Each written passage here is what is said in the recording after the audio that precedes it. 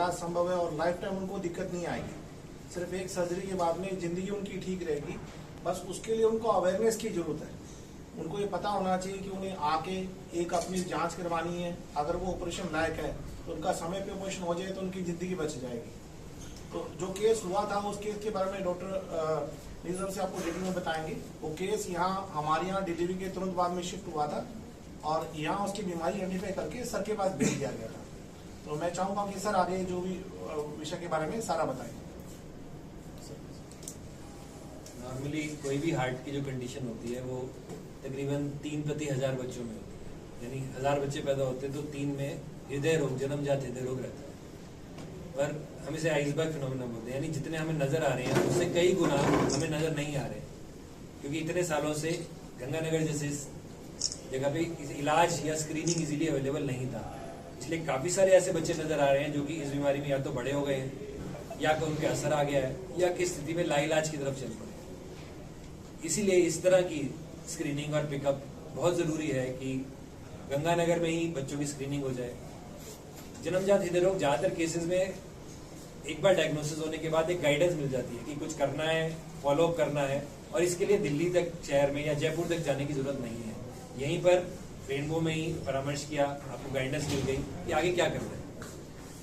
कुछ केसेस में ऑपरेशन की जरूरत पड़ती है और काफी सारे केसेस बगैर ऑपरेशन के एंजियोग्राफी से भी किए जा सकते हैं, पर जरूरी है उसका सही समय पे आंकलन हो, विश्लेषण हो और उसकी जांच हो जाए। जांच सरल है। जांच के लिए ज्यादातर केसेस में लोकल डॉक्टर, जैसे कि इस बच्चे के केस में भी किया गया कि इजीली पिकअप कर दिया गया एक ही दिन में। और मैं क्रेडिट देना चाहूंगा, इसी तरह के सेंटर्स की आवश्यकता है, रेनबो जैसे सेंटर्स की, जहां पर इजीली इसका सही टाइम पे जांच हो जाए और पता चल जाए क्या करना है। अमूमन ये बीमारी कहते हैं duct dependent lesion. Duct dependent lesion मतलब ऐसी बीमारी जन्म से पहले डक्ट सभी की खुली होती है और उसी पे हमारा जीवन चल रहा होता है, लेकिन जन्म के तुरंत बाद जैसे जैसे जैसे फेफड़ा खुलना शुरू होता है ये डक्ट सिकुड़नी शुरू हो जाती है।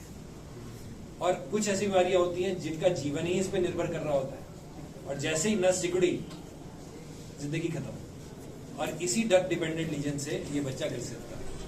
सही समय पे पिक हुआ। डक्ट अमूमन पहले 3 दिन में बंद हो जाती है ज्यादातर केसेस में। तो आप समझ सकते हैं कितनी जल्दी इसका आंकलन विश्लेषण करने के बाद तुरंत दिल्ली पहुंचा। इसको बगैर ऑपरेशन के एंजियोग्राफी से उस नस को स्टेंट कर दिया गया और वह जीवन बचा दिया गया।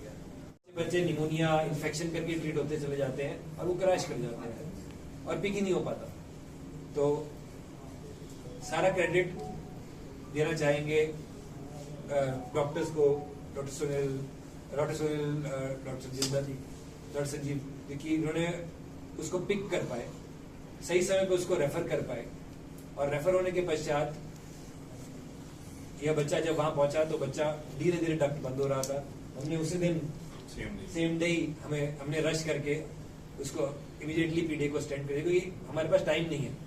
3 दिन के अंदर वो नस को बंद हो जाना है, और यदि हमने एक्ट नहीं किया तो वो फिर हम कुछ नहीं कर सकते। तो उसी नस को स्टेंट किया गया। 1 या 2 दिन में धीरे धीरे बच्चा वेंटिलेटर से ऑफ आ गया। तीसरे दिन फीडिंग स्टार्ट हो गई और चौथे 5वें दिन तो हम छुट्टी के लिए शिफ्ट हो गए, और वो बच्चा अब वो नॉर्मल आगे जिंदगी जीने।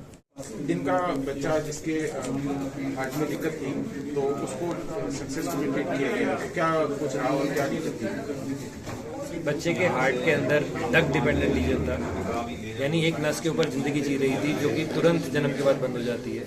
सही समय पे उसकी जांच और विश्लेषण रेनबो हॉस्पिटल में किया गया और सही पिक होने की वजह से बच्चा ठीक टाइम पर सेंटर में पहुंच पाया, फोर्टिस एस्कॉर्ट्स हार्ट इंस्टीट्यूट में, जहां इसका शंट के अलावा करने के बाद बच्चा का लाइफ नॉर्मल हो गई है, ऑक्सीजन का लेवल बेहतर हो गया है और बच्चे का वजन बाकी बच्चों के अनुरूप बढ़ने लग गया है। सर, क्या सिम्टम थे और किस तरह का प्रोसीजर किया गया? अमूमन ये प्रेजेंट करते हैं नीलेपन से या तेज सांस से। इस बच्चे में नीलापन आने लग गया था।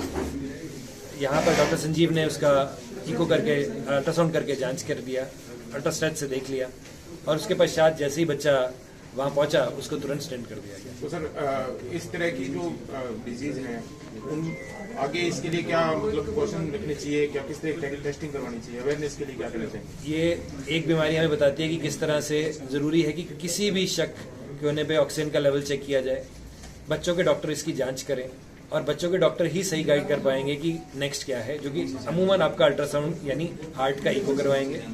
इको कार्डियोग्राफी के बाद ज़्यादातर केसेस में गाइडेंस मिल जाएगी करना क्या है, और सही गाइडेंस और इलाज से बच्चा पूर्णतः स्वस्थ हो सकता है। मैकेनिक। ठीक है, क्या दिक्कत आई थी बच्चे के और कैसे इलाज हुआ? बच्चे जब डिलीवरी के बाद बच्चे की ऑक्सीजन लेवल बिल्कुल भी पूरी नहीं थी, तो जैसे ही अपेक्स में सूरतगढ़ में यहाँ डिलीवरी हुई तो उन्होंने रात को मैं यहाँ शिफ्ट कर दिया, रेफर कर दिया। तो मैं हैंड टू हैंड वहीं यहाँ लेके आ गया और सेम डे ही 3-4 बजे और शाम को डॉक्टर साहब ने बोला कि इसे तो रेफर करना पड़ेगा। इन्होंने 3-4 जगह का ऑप्शन दिए थे भी वहाँ आप जा सकते हो, वहाँ है सुविधा।